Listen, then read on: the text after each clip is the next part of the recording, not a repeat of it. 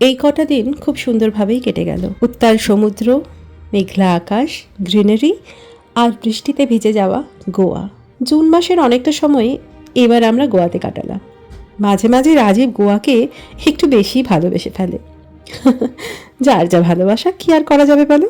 Hi everyone, good morning. আজ আমাদের গোয়াতে লাস্ট ডে। এইবার না প্রত্যেকটা দিনের রুটিনই আমাদের সেম ছিল। সারাদিন কাজের পর বিকালবেলা বিচে বেড়ানো, মেঘ আর বৃষ্টিকে অ্যাজ আ কম্প্যানিয়ন সঙ্গে করে নিয়ে। বারে বারেই আমি কথা বলেছি, মনসুনে গোয়ার একটা আলাদাই মেজাজ থাকে, অন্যরকমই একটা রিদম থাকে।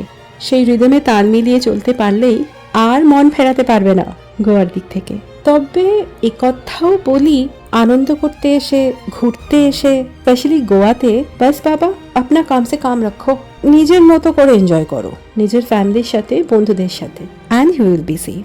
আজ প্রায় 12 বছর আমরা এই মূল মন্ত্র মাথায় রেখে গোয়াকে এনজয় করেছি, ভালোবেসেছি। আর যেটা আমি ভীষণভাবে ফিল করি, you have to respect nature and in this case respect the ocean. সমুদ্র ততক্ষণই ভালো যতক্ষণ তুমি নিয়ম মানছো।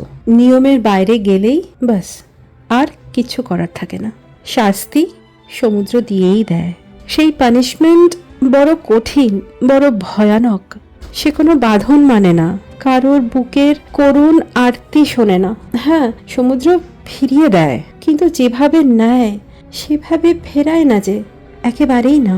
নিয়মের অযত্ন হলেই শাস্তি তো হবেই।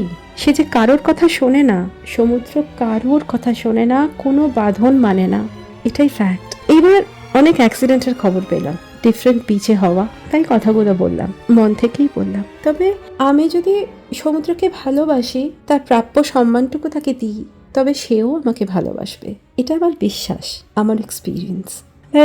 এই বছরের মতন গোয়াকে এবার বাই বলতে হবে আমাদের। আবার নেক্সট ইয়ার আসবো আমরা। এটুকুই থাক আজকে। ব্যাঙ্গালোরে পৌঁছে আবার দেখা হবে তোমাদের সাথে। Bye bye.